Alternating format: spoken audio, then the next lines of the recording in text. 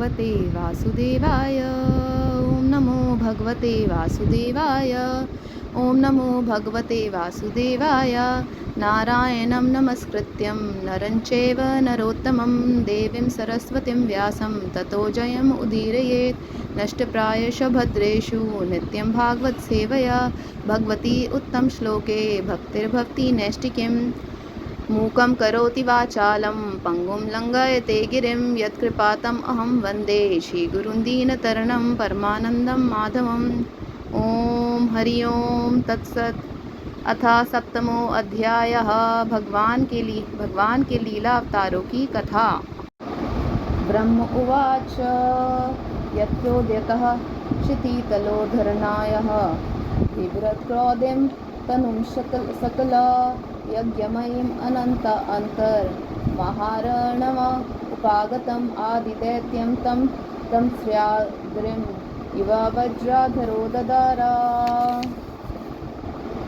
जातुरुचिर अजनयत् सूयमान सुयज्ञ अकुति सुनुर अमरान अथ दक्षिणायां लोकत्रयस्य महतीम् अहरत् यद् आर्तिं स्वयं भुवेन मनुना हरिरिति अनुक्तः। जज्ञे च कर्दम गृहे द्विजा देवाहुत्यां श्रीभिः समं नवभिरात्मगतिं स्वामात्रे उच्चयात्मा शमलं गुणासङ्गापङ्कम् अस्मिन् विधूय कपिलस्य गतिं प्रपेदे अत्रेर अपत्यम् अभिकाङ्क्षता आहातुष्टो दतो मयाम् इति यद्भगवान् सदत्तः यत्पादपङ्कजः पराग पवित्रदेहायुगर्भिम् आपुर उभयं यदु हेययातः यः। ब्रह्मा जी कहते हैं, अनंत भगवान ने प्रलय के जल में डूबी हुई पृथ्वी का उद्धार करने के लिए समस्त यज्ञ में वरा शरीर ग्रहण किया था। आदि दैत्य हिरण्याक्ष जल के अंदर ही लड़ने के लिए उनके सामने आया। जैसे इंद्र ने अपने वज्र से पर्वतों के पंख काट डाले थे, वैसे ही वरा भगवान ने अपने दाढ़ों से उसके टुकड़े टुकड़े कर दिए। फिर उन्हीं प्रभु ने रुचि नामक प्रजापति की पत्नी आकुति के गर्भ से सुयज्ञ के रूप में अवतार ग्रहण किया। उस अवतार में उन्होंने दक्षिणा नाम की पत्नी से सुयम नाम के देवताओं को उत्पन्न किया और तीनों लोकों के बड़े बड़े संकट हर लिए। इसी से स्वयंभू मनु ने उन्हें हरि के नाम से पुकारा। नारद करदम प्रजापति के घर देवहूति के गर्भ से 9 बहनों के साथ भगवान ने कपिल के रूप में अवतार ग्रहण किया। उन्होंने अपनी माता को उस आत्मज्ञान का उपदेश किया जिससे वे इसी जन्म में अपने हृदय के संपूर्ण मल तीनों गुणों की आसक्ति का सारा कीचड़ धोकर कपिल भगवान के वास्तविक स्वरूप को प्राप्त हो गए। महर्षि अत्रि भगवान को पुत्र रूप में प्राप्त करना चाहते थे। उन पर प्रसन्न होकर भगवान ने उनसे एक दिन कहा कि मैंने अपने आप को तुम्हें दे दिया। इसी से अवतार लेने पर भगवान का नाम दत्तात्रेय पड़ा। उनके चरण कमलों के पराग से अपने शरीर को पवित्र करके राजा यदु और सहस्र अर्जुन आदि ने योग की और भोग और मोक्ष दोनों ही सिद्धियां प्राप्त की। तप तम तपो विविधा लोका शीर्षया में आदोसना स्वतपसा स चतुसनो अभूत् प्राककल्पा संप्लवा विनष्टम इह आत्मा तत्वं सम्यक् जगाद मुनियो यद अचक्षतात्मनं धर्मस्य दक्ष दुहितरी अजानिष्टा मूर्तयां नारायणो नर इति स्वतपा प्रभावा दृष्टवात्मानो भगवतो नियमा वलोकं देव्यस्तव अनंगा प्रतना घटितुं नाशेकुः कामं दहन्ति कृतनो ननु रोषा दृष्ट्या रोषं दहन्तम् उतातेन दहन्ति असयं सोऽयं यद् अन्तरम् अलं प्रवेशान् बिभेति काम कथं नु पुनरस्य मनाश्रयेत यथा सप्तन्ति उदता पत्रिभिरन्तिराज्ञयो बालो अपि सन् उपगतस् तपसेवनानि तस्मा अदाद ध्रुवगतिं गृणते प्रसन्नो दिव्यस्तुवन्ति मुन्यो यद उपरि अधस्तात्। नारद, सृष्टि के प्रारंभ में मैंने विविध लोकों को रचने की इच्छा से तपस्या की। मेरे उस अखंड तप से प्रसन्न होकर उन्होंने तप अर्थ वाले सन नाम से युक्त होकर सनक, सनंदन, सनातन और सनत कुमार के रूप में अवतार ग्रहण किया।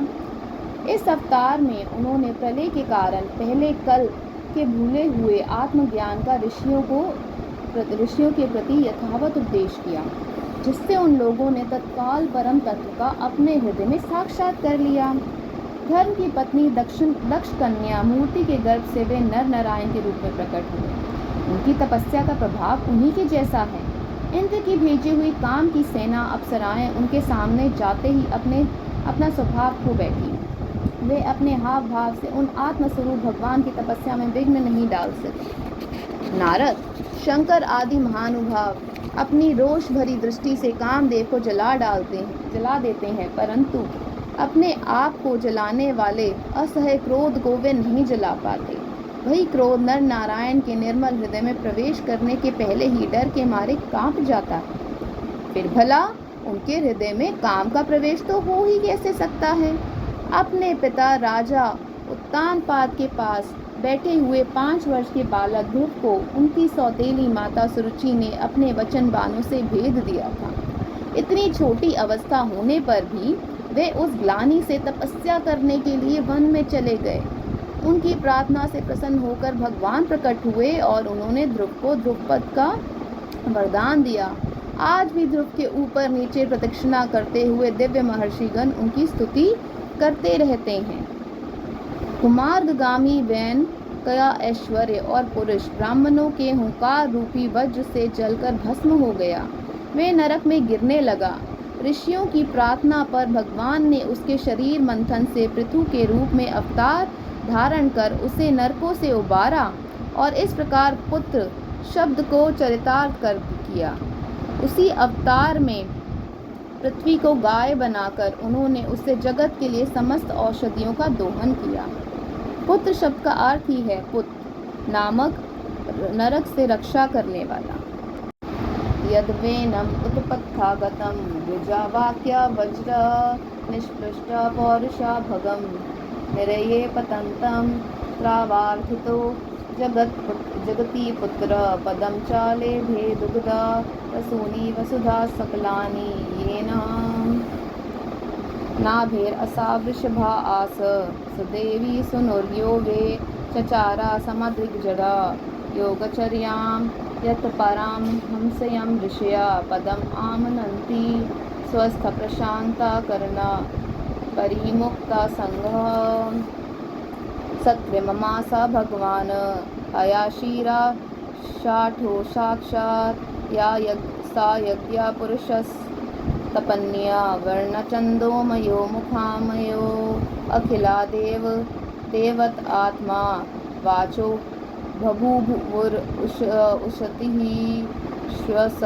श्वसतो अस्य नष्ट मत्स्यो युगान्तासं ये मनुनो प्लबधा शोनिमयो निखिला जीवन निकायकेता विश्रंसितान उरुभय सलीले मुखान में आदाय तत्र विजहारा आहेद भावेद मार्गान शिरोदधा अमरादानवायुत्पानाम उन्मथनात्नताम अमृता लभया आदिदेवा पृष्ठेन कच्छपा वपुर्विद धारा गोत्र निद्राक्षणो अद्रि परिवर्ता कश्यानः कंदुः त्रयपिष्टापोरुभया हासा नरसिंहारूपं कृत्वा भ्रमद्भ्रुकुटीरं शत्र करालावक्तरं दैत्य इन्द्रियम् आशु गद्या पतन्तम् आरात् उरो निपात्य विदादार नैखे स्फुरन्तम् अन्तसरसि उरुबलेन पदे गृहतो ग्राहेण युत्पतिर अम्बुजा हस्ता आरता अहेदम आदि पुरुषाखिला लोकनाथा तीर्था श्रवणा मंगल नामधेया। राजा नाभि की पत्नी सुदेवी के गर्भ से भगवान ने ऋषभ देव के रूप में जन्म लिया। इस अवतार में समस्त आसक्तियों से रहित रहकर अपनी इंद्रियों और मन को अत्यंत शांत करके एवं अपने स्वरूप में स्थित होकर समदर्शी के रूप में उन्होंने जड़ों की भांति योगचर्या का आचरण किया। इस स्थिति को महर्षि लोग परमहंस पद अथवा अवधूतचर्या कहते हैं। इसके बाद स्वयं उन्हीं यज्ञ पुरुष ने मेरे यज्ञ में स्वर्ण के समान कांति वाले हयग्रीव के रूप में अवतार ग्रहण किया। भगवान का वह विग्रह वेद में, यज्ञ में और सर्वदेव में और उन्हीं की नासिका से श्वास के रूप में वेदवाणी प्रकट हुई। चाक्षुष मनवंतर के अंत में भावी मनु सत्यव्रत ने मत्स्य रूप में भगवान को प्राप्त किया था।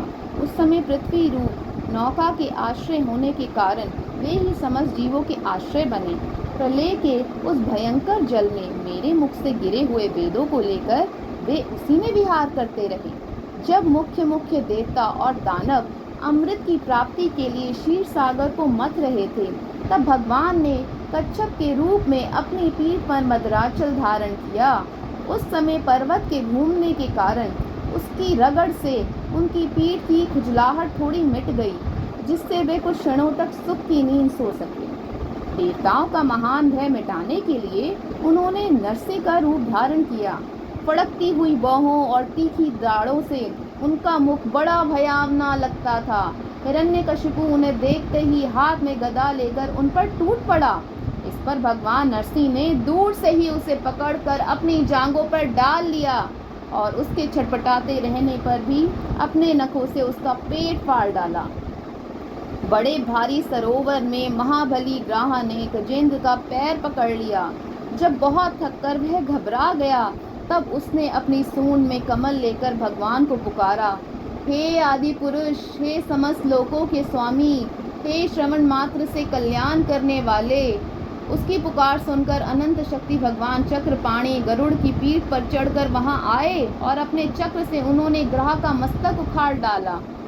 इस प्रकार कृपा परवश भगवान ने अपने शरणागत गजेंद्र की सूंड पकड़कर उसे विपत्ति से उसका उद्धार किया।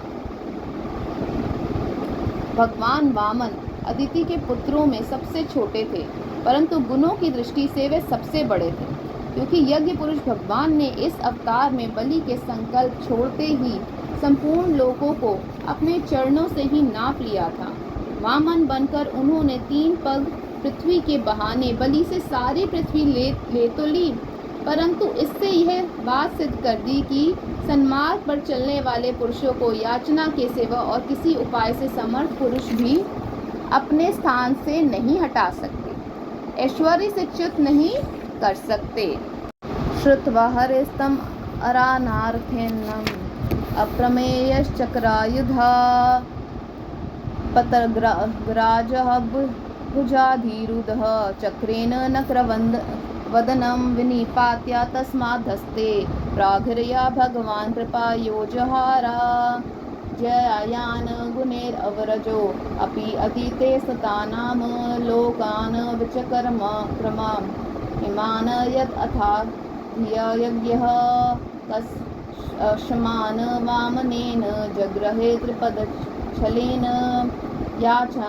याचनामृते पथि चरन् प्रभु धीरनाचाल्यः।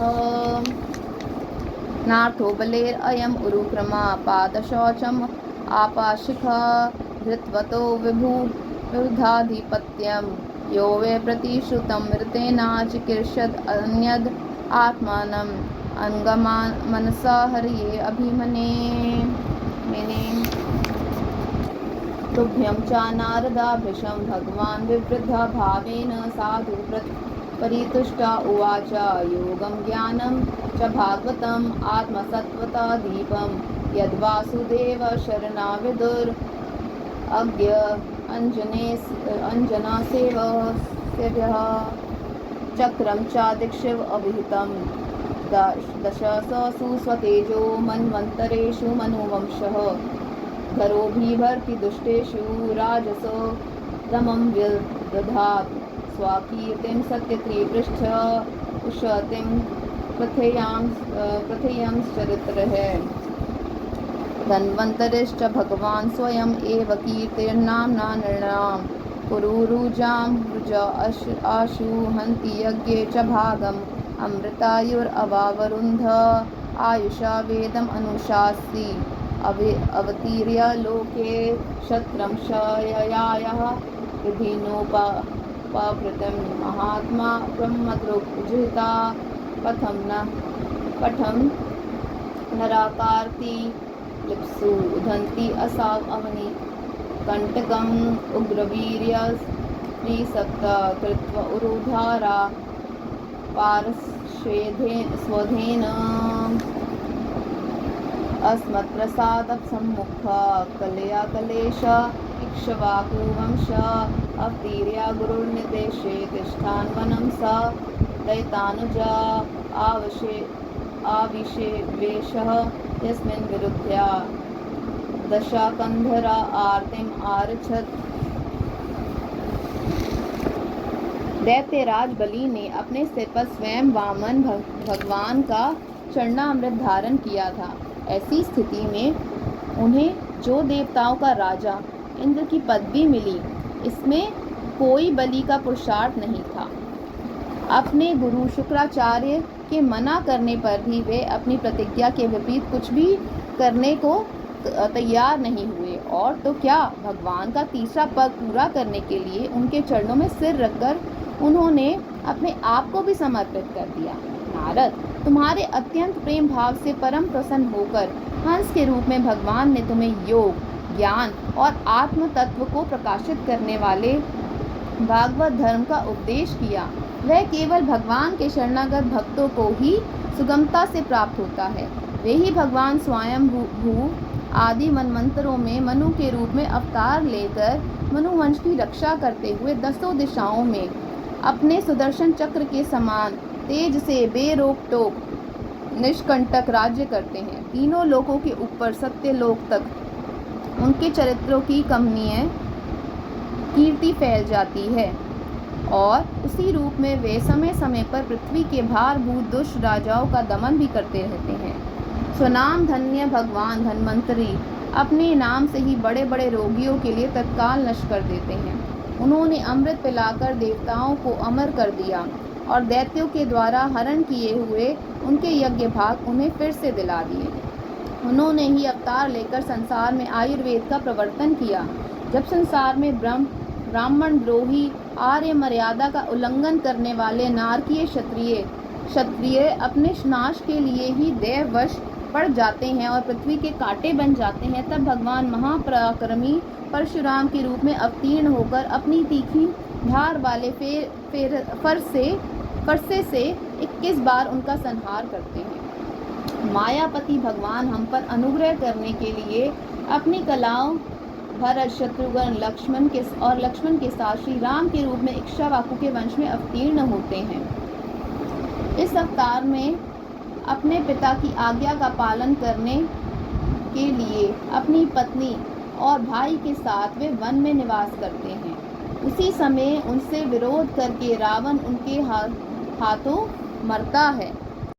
यस्मा अदाद उदधिर ऊढ़ भयांग वेपो मार्गम सपदि अरिपुरम हरवद हृदक्षो दूरसुहिन्मथितारोषा शुशोना दृष्टया तातप्यमाना मकरोरगानकरः चक्रः वक्षस्थला स्पर्शा रुग्ना महेन्द्रावाहा दन्तेरविडम्बिता ककुभुजश ऊढहासं सतयोषुभिः सह विनेष्यति दारा हर्तुर्विस्फुर्जते धनुषा उच्चरतो अधिष्ण्यः भूमिसूरेतर वरुथा विमरादित्यायः क्लेश व्ययायः कलयासिता कृष्णकेशा जाथा करिष्यति जनानानुपलक्ष्य मार्गकर्माणि चात्मा महेमूपनि बन्धनानि। तोकेन जीवाहरणं यद् उल्लुकी कायास्त्रे मासिकस्य चापापदा शकटो अप्रवृत्तः यद् तान्त्रगतेन दिवि स्पृशोर्व उन्मूलनं तव इति अर्जुनायोर्न भावयम्। त्रिपुर विमान को जलाने के लिए उद्यत शंकर के समान जिस समय भगवान राम शत्रु की नगरी लंका को भस्म करने के लिए समुद्र तट पर पहुंचते हैं, उस समय सीता के वियोग के कारण बढ़ी हुई क्रोध अग्नि से उनकी आंखें इतनी लाल हो जाती हैं कि उनकी दृष्टि से ही समुद्र के मगरमच्छ, सांप और ग्रह आदि जीव जलने लगते हैं और भय से थरथर कांपता हुआ समुद्र झटपट उन्हें मार दे देता है।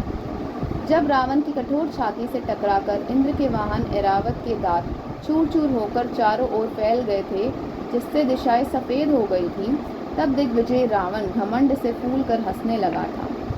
वही रावण जब श्री रामचंद्र जी की पत्नी सीता जी को चुरा कर ले जाता है और लड़ाई के मैदान में उनसे लड़ने के लिए गर्वपूर्वक आता है, तब भगवान श्री राम के धनुष की टंकार से ही उसका वह घमंड प्राणों के साथ तत्क्षण विलीन हो जाता है। जिस समय झुंड के झुंड दैत्य पृथ्वी को रौंद डालेंगे, उस समय उसका भार उतारने के लिए भगवान अपने सफ़ेद और काले केश से बलराम और श्री कृष्ण के रूप में कला अवतार ग्रहण करेंगे। वे अपनी महिमा को प्रकट करने वाले इतने अद्भुत चरित्र करेंगे कि संसार के मनुष्य उनकी लीलाओं का रहस्य बिल्कुल नहीं समझ सकेंगे। केशों के अवतार कहने का अभिप्राय यह है कि पृथ्वी का भार उतारने के लिए भगवान का एक केश ही काफ़ी है। इसके अतिरिक्त श्री बलराम जी और श्री कृष्ण के वर्णों की सूचना देने के लिए भी उन्हें क्रमशः सफ़ेद और काले केशों का अवतार कहा गया है। वस्तुतः श्री कृष्ण तो पूर्ण पुरुष स्वयं भगवान हैं। कृष्णस्तु भगवान स्वयं। बचपन में ही पूतना के प्राण हर लेना, 3 महीने की अवस्था में पैर उछालकर बड़ा भारी छकड़ा उलट देना और घुटनों के बल चलते चलते आकाश को छूने वाले यमला अर्जुन वृक्षों के बीच में जाकर उन्हें उखाड़ डालना, ये सब कर्म हैं जिन्हें भगवान के सिवा और कोई नहीं कर सकता। यद व्रजे व्रजा पशून विशटोय पितान फलांस तब अजीव यद अनुग्रह दृष्टि वृष्टया तच्छुद्धये अतीवशा वीर्या विलोला जीवम उच्चा तयष्यद उरगम विहरन हृदयाम तत्कर्मा दिव्यम इव यन्निशि निहस्यांतम दावाग्निना शुचीवने परिध्यमाने उन्नेष्यति व्रजम अतो अवस्थितांत कालम नेत्रे प्रधाप्य सबलो अनधिगम्य वीर्यः गृह्णीता यद यद उपबन्धम् अमुष्यामात सुशूलभं सुतस्यानातु तत्तद् अमुष्यामाति यज जृम्भतो अस्य वदने भुवनानि गोपी संवीक्षया शङ्किता मनः प्रतिबोधित आसीत्। नन्दं च मोक्ष्यति भयाद् वरुणस्य पाशाद् गोपान् बिलेषु पिहितान् मया सुनूना च अहनि आपृतं निशीशयानाम् अतिश्रमेण लोकं विकुण्ठम् उपनेष्यति गोकुलं स्म। गोपेर्मखे प्रतिहते व्रजा विप्लवायः देवे अभिभविष्यति पशून् कृपया रिरक्षुः धार्तरोच्छिन्निन्द्रम् इव सप्तादीनानि सप्तवर्षो महीधरम् अनघैककरे सलीलम् कृदान वने निशाकरः रश्मिगौर्यां रासोन्मुखः कलापदायतामूर्च्छितेन उदीपत स्मरारुजां व्रजबृहद्वधूनां हर्तुर्हरिष्यति शिरो धनादानो दस्यः। जब कालिया नाग के विष से दूषित हुआ यमुना जल पीकर बछड़े और गोप बालक मर जाएंगे, तब वे अपनी सुधामयी कृपा दृष्टि की वर्षा से ही उन्हें जीवित कर देंगे और यमुना जल को शुद्ध करने के लिए वे उसमें विहार करेंगे तथा विष की शक्ति से जीभ लपलपाते हुए कालिया नाग को वहां से निकाल देंगे। उसी दिन रात को जब सब लोग वहीं यमुना तट पर सो जाएंगे और दाव अग्नि से आसपास का मूंज का वन चारों ओर से जलने लगेगा, तब बलराम जी के साथ वे प्राण संकट में पड़े हुए ब्रजवासियों को उनकी आंखें बंद कराकर उस अग्नि से बचा लेंगे। उनकी यह लीला भी अलौकिक ही होगी। उनकी शक्ति वास्तव में अचिंत्य है। उनकी माता उन्हें बांधने के लिए जो जो रस्सी लाएंगी वही उनके उदर में पूरी नहीं पड़ेगी, 2 अंगुल छोटी ही रह जाएगी तथा जम्भाई लेते समय श्री कृष्ण के मुख में 14 भुवन देखकर पहले तो यशोदा भयभीत हो जाएगी, परंतु फिर वे संभल जाएंगी। वे नंद बाबा को अजगर के भय से और वरुण के पाश से छुड़ाएंगे।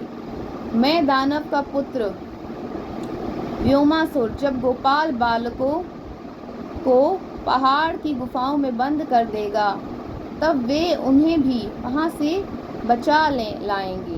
गोकुल के लोगों को जो दिन भर तो काम धंधों में व्याकुल रहते हैं और रात को अत्यंत थक कर सो जाते हैं, साधनाहीन होने पर भी वे अपने परम धाम ले जाएंगे। निष्पाप नारद जब श्री कृष्ण की सलाह से गोपलोक इंद्र का यज्ञ बंद कर देंगे, तब इंद्र ब्रजभूमि का नाश करने के लिए चारों ओर से मूसलाधार वर्षा करने लगेंगे। उससे उनकी तथा उनके पशुओं की रक्षा करने के लिए भगवान कृपा परवश हो 7 वर्ष की अवस्था में ही 7 दिनों तक गोवर्धन पर्वत को एक ही हाथ से छत्रक पुष्प कुकुरमुत्ते की तरह खेल खेल में ही धारण किए रहेंगे। वृंदावन विहार करते हुए रास करने की इच्छा से वे रात के समय जब चंद्रमा की उज्जवल चांदनी चारों ओर छिटक रही होगी, अपनी बांसुरी पर मधुर संगीत की लंबी तान छेड़ेंगे। उससे प्रेम विवश होकर आई हुई गोपियों को जब कुबेर का सेवक शंखचूड़ हरण करेगा, तब वे उसका सिर उतार लेंगे।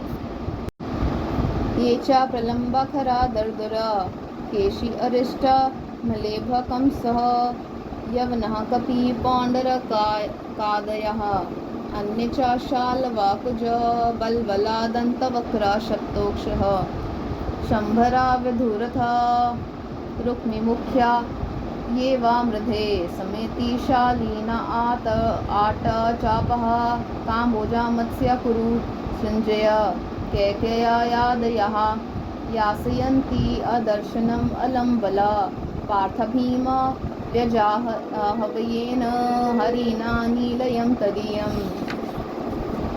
कालेन मिलिताधियाम् आविमृश्य नृणां स्तोकायुषां स्वानिगमो बता दुरापारः अवरहितस्तव अनुयुगं साहि सत्य यवत्यां वेदद्रुमं विटपशो विभाजिष्यति स्म देवादशां निगमावर्तमनि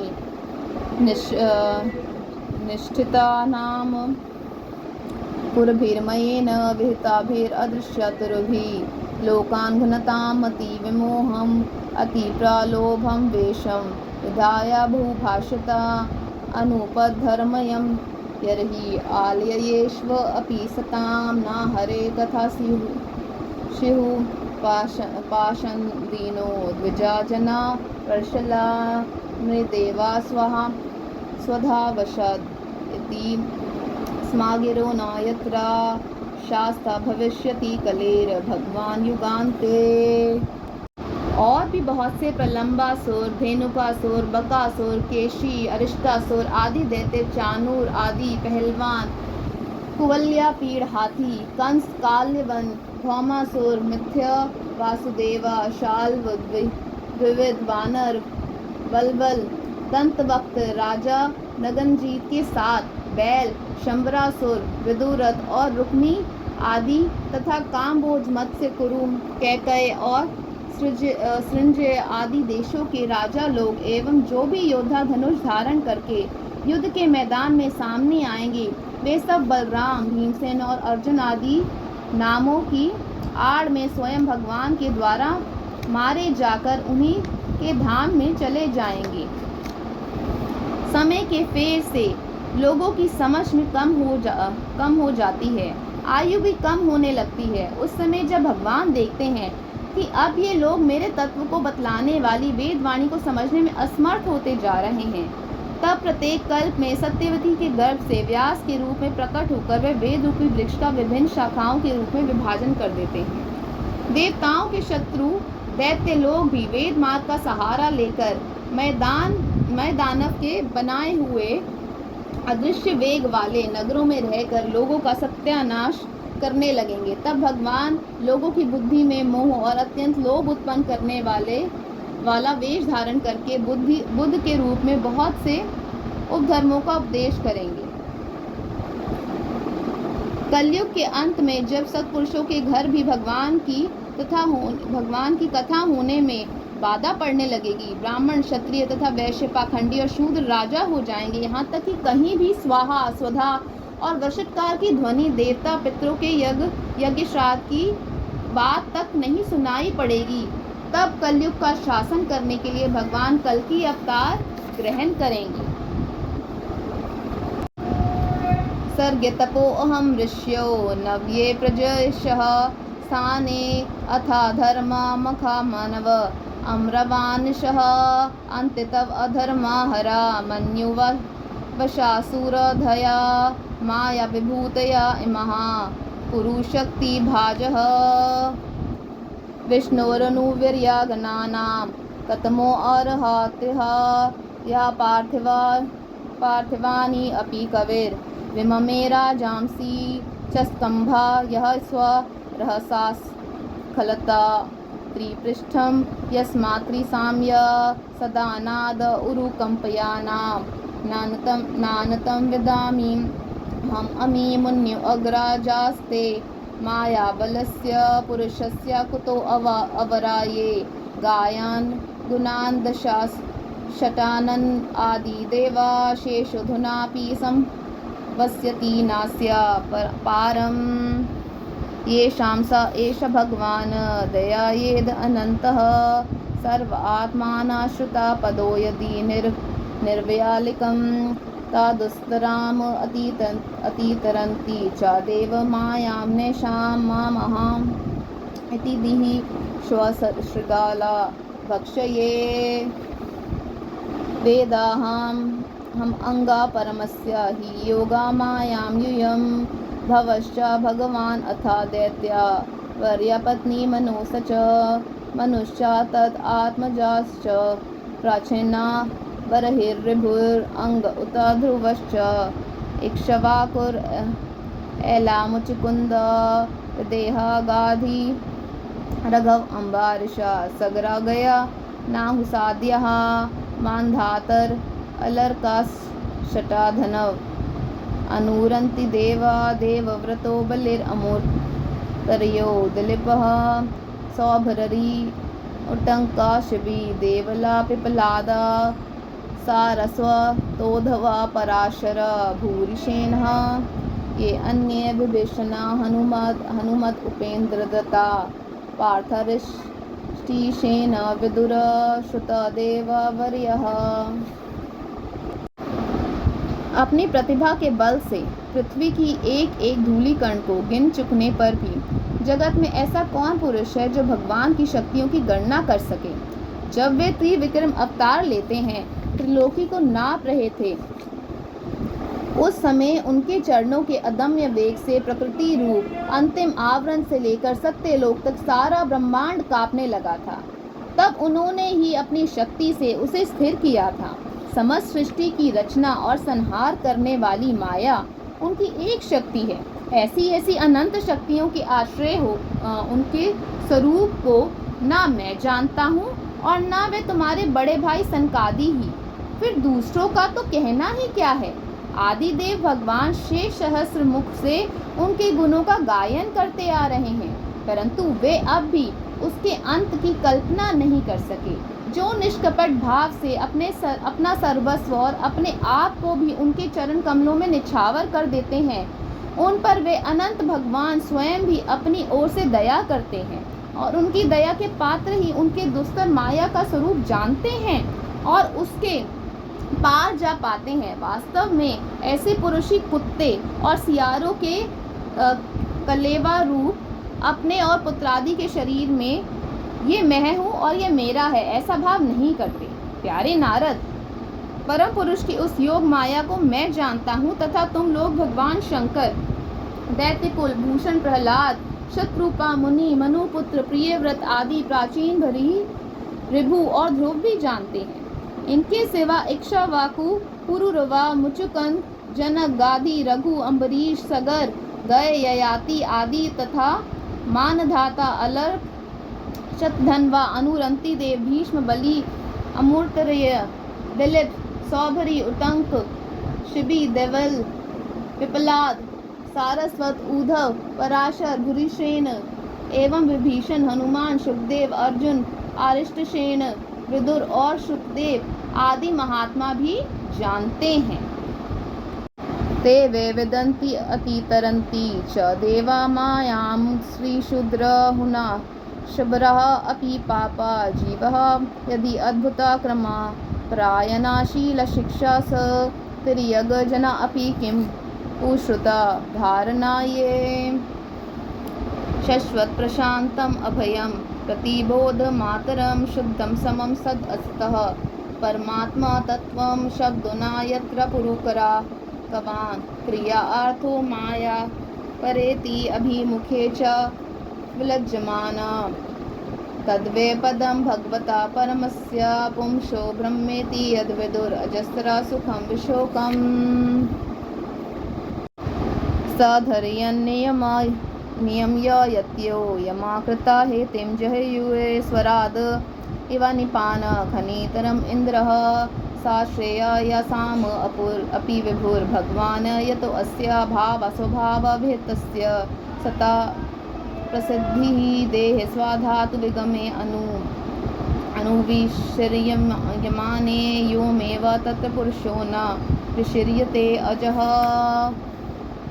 सो अयं ते अभिहितस्तात भगवान विश्वभावना समासेन हरेर्नाम यत् अन्यस्मात् सद अछत् च यत् इदं भागवतं नामायन्मे भगवतोदितं संग्रहो अयं विभूतीनां त्वम् एतद् विपुलीकुरु यथा हरो भगवती नृणां भक्तिर्भविष्यति सर्वात्मनि अखिलाधारे इति संकल्पया वर्णया मायां वर्णयतो अमुष्य ईश्वरस्य स्यानुमोदतः शृण्वता श्रद्धया नित्यं मायात्मा न मूयति।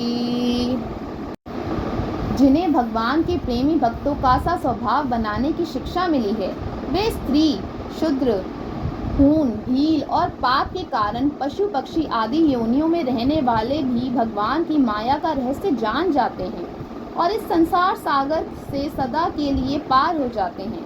फिर जो लोग वैदिक सदाचार का पालन करते हैं उनके संबंध में तो कहना ही क्या है।